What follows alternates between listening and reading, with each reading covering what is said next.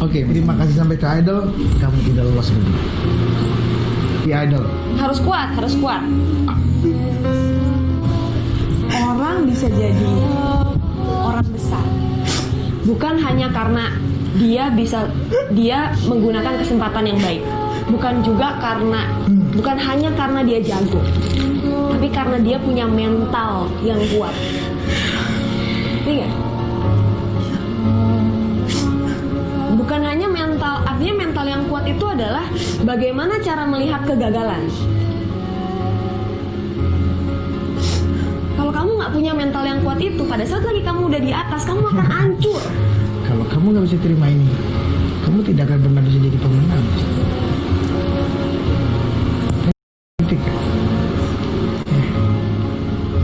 Oke? Ya. Terima kasih sampai. Oke. Selamat berjuang.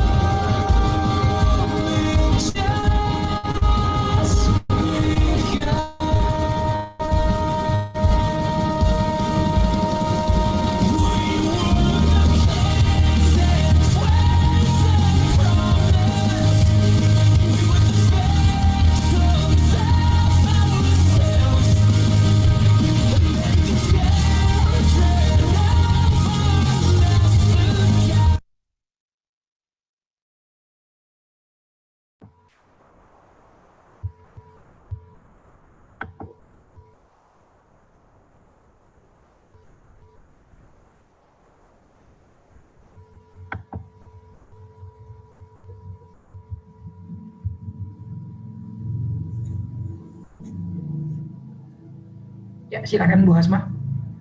Ya, saya persilakan kepada Bapak Hendra Pratama. Oke, terima kasih Ibu Asma. Jelas ya? Oke, Assalamualaikum warahmatullahi wabarakatuh, teman-teman semua. Apa kabar? Semoga kabarnya sehat-sehat lalu.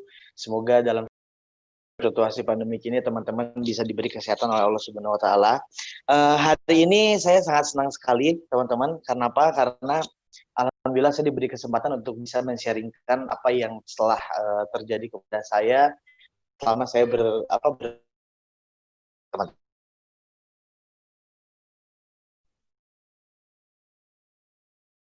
misalnya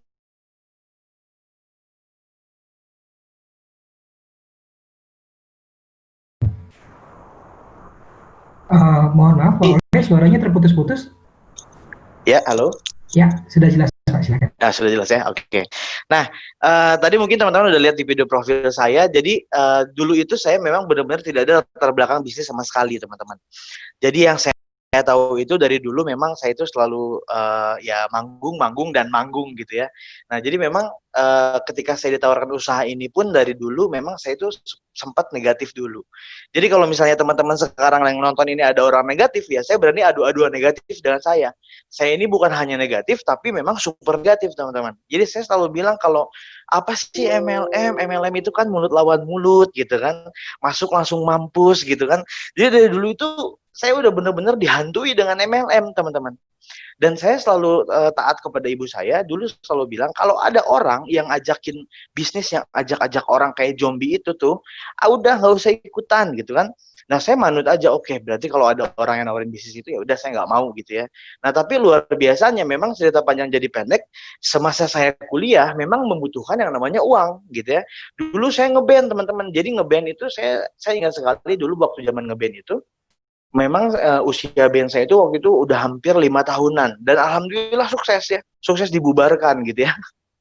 Jadi memang luar biasanya sekali itu memang, nah ini ya ada slide-nya ya, dulu kami itu ngeband. Jadi dari dulu tuh saya kayak Inul Daratista, teman-teman. Jadi panggung ke panggung ya. Jadi setiap panggung dapat uang gitu kan. Dan luar biasa, saya waktu itu sempat dalam band itu bisa dapat sekitar satu kali manggung itu saya bisa dapat sekitar 6 sampai 7 jutaan satu kali manggung, karena memang ratingnya udah lumayan naik gitu ya, di radio udah chart 1 gitu kan, dan lain-lain, lagu udah bikin, ya lumayan satu kali manggung itu dapat 7 juta gitu kan. Tapi dipikir-pikir, kalau teman-teman tahu kenapa saya masih miskin pada saat itu, karena 7 juta itu dibagi 15, ya kan. Kenapa dibagi 15 ya? Karena personil saya banyak, teman-teman. Jadi ada basis, ada gitaris, ada manajer, ada road manager, semua harus dibagi. Nah, jadi pada saat itu saya berpikir, ini kapan kayaknya gitu kan. Saya manggung udah hampir seminggu 2 kali, kadang-kadang 3 kali, pulang malam dan lain-lain. Dan luar biasanya ya dapat bayarannya nggak seingin yang saya pengen gitu. Nah, pada saat itu ketika udah boleh ngeband ya, saya juga nggak berhenti sampai situ. Akhirnya saya ikut juga ajang pencarian bakat gitu ya. Nah, saya ikut Indonesian Idol pada saat itu gitu ya, di RCTI, dan saya alhamdulillah perwakilan dari Kota Bandung pada saat itu. Jadi di Kota Bandung itu perwakilannya ya saya gitu kan. Tapi ternyata tereliminasi di 14 besar pada saat itu. Saya udah karantina tuh. Di Jakarta tuh udah karantina, udah latihan koreo gitu kan. Nah, padahal udah minta voting SMS, di kampus sudah dipajang, ayo ketik SMS untuk teman kita di Idol bla bla bla bla, tapi akhirnya gagal, teman-teman ya. Tapi di situ saya merasakan bahwa wah, ternyata banyak banget pelajarannya. Karena memang kalau dunia musik ini kan tidak bisa menjadi patokan utama untuk kita sumber penghasilan, teman-teman. Ya, Anda bisa bayangkan sendiri. Kira-kira kalau misalnya Anda hari ini suka sama Inul Daratista, teman-teman ya. Jadi Inul Daratista itu kalau dilihat sekarang seru banget, loh, bisa ngebor dan lain-lain. Tapi kalau Anda bayangkan Inul Daratista udah umur 60 tahun, apakah Anda masih mau nonton? Gitu kan? Nah, kalau udah 60 tahun kita udah nggak nonton. Nah, gimana nasib-nasib artis itu? Ya disitulah mereka kalau misalnya nggak bisa manage keuangan, ya nggak bisa ngapa-ngapain. Apalagi di situasi sekarang, memang dunia musik ini sedang susah sekali lah untuk menjadi terkenal. Kalau dulu kan ada acara kucek-kucek geleng-geleng gitu kan, Nah, kalau sekarang udah nggak bisa. Nah, jadi intinya teman-teman akhirnya pada saat ngeband itu saya akhirnya diajakin bisnis ini gitu ya. Nah, ketika diajakin bisnis ini saya juga memang negatif banget. Nah, saya ingat sekali pengundang saya itu Pak Julian ya. Ketika Pak Julian ajakin saya, dia bilang cuma simpel aja gitu. Kita kan juga kuliah kan butuh uang dan lain-lain. Nah, si Pak Julian ini bilang, "Le, kira-kira bisnis yuk, mana kan miskin gitu kan, kamu kan miskin," kali bilang. Wah, kok dia ngomong miskin, saya kan udah nggak terima teman-teman gitu kan, udah nggak terima, tapi dipikir-pikir ya iya juga sih gue miskin gitu kan. Nah, jadi memang pada saat itu dia nawarin, kita jualan yuk peninggi badan, pelangsing, penggemuk. Nah, saya pikir ini orang ngajak bisnis apa ngajak berantem gitu ya. Disebut langsing kan saya juga nggak langsing. Disebut gemuk juga ya memang ya alhamdulillah kenyataannya gemuk gitu ya. Disebut tinggi juga nggak tinggi gitu. Tapi Pak Julian bilang pada saat itu kita jualannya juga bisa via online gitu kan. Oh iya ya kan nggak kelihatan gitu kan. Nah, akhirnya cerita panjang jadi pendek saya gabung dan alhamdulillah saya memutuskan untuk serius di bisnis ini Bapak Ibu. Nah, kenapa saya harus serius Bapak Ibu? Karena saya benar-benar pengen menjadi seorang yang bisa membahagiakan orang tua saya. Saya selalu berpikir orang yang bisa membahagiakan orang tua saya adalah saya sendiri, bukan orang lain Bapak Ibu.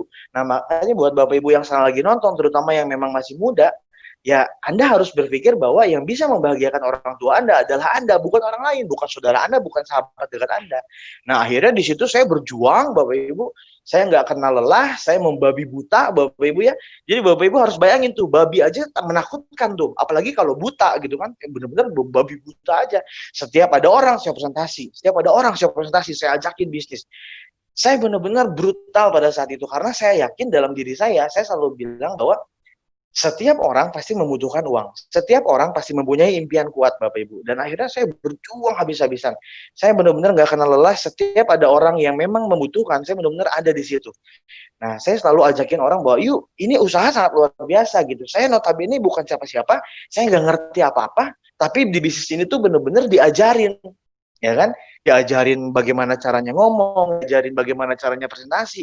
Ini bisnis benar-benar adil Bapak Ibu. Jadi luar biasanya itu saya selalu bilang sama semua grup saya, enaknya di usaha ini adalah impian lu itu semua dipikirin sama upline lu gitu. Lu benar-benar kita tuh dipikirin gitu. Kita harus sukses dan lain-lain. Dan memang ya luar biasa, saya sadar bahwa saya ini adalah orang yang miskin. Saya ini adalah orang yang kekurangan gitu. Orang tua saya kekurangan sekali. Saya ngelihat orang tua saya tuh punya anak 2 gitu kan. Saya paling kecil, kakak saya kerja di salah satu bank gitu kan. Depannya B, belakangnya I, tengahnya R, BRI gitu ya. Nah, memang di situ ya gajinya ya segitu-gitu aja Bapak Ibu. Tapi di usaha ini kalau kita memang bertekad luar biasa, akhirnya kita bisa benar-benar mendapatkan hasil yang luar biasa. Nah, ini juga saya akan melihatkan contoh-contoh hasil yang udah saya dapat Bapak Ibu ya. Dan mungkin memang nggak semua saya liatin Bapak Ibu ya. Nah, ini waktu saat saya berjuang gitu kan, saya benar-benar keliling. Nah, ini alhamdulillah nih, ini semua reseller saya ini anak muda semua nih, downline saya ini anak muda semua gitu, dan mereka punya impian yang sama, yang membahagiakan orang tua. Dan alhamdulillah banyak banget nih, dari sebanyak ini ya alhamdulillah ada beberapa orang yang memang sudah dapat mobil gitu kan. Saya sekarang total di grup saya ini udah hampir 9 orang yang dapat mobil, dan itu gratis Bapak Ibu. Nah, saya juga bisa mendapatkan kebebasan waktu gitu kan, ke Korea bareng istri gitu kan. Waduh, luar biasa, dingin-dingin gitu kan, udah gitu dipeluk sama istri, itu kan luar biasa. Saya ini belum pernah naik pesawat Bapak Ibu.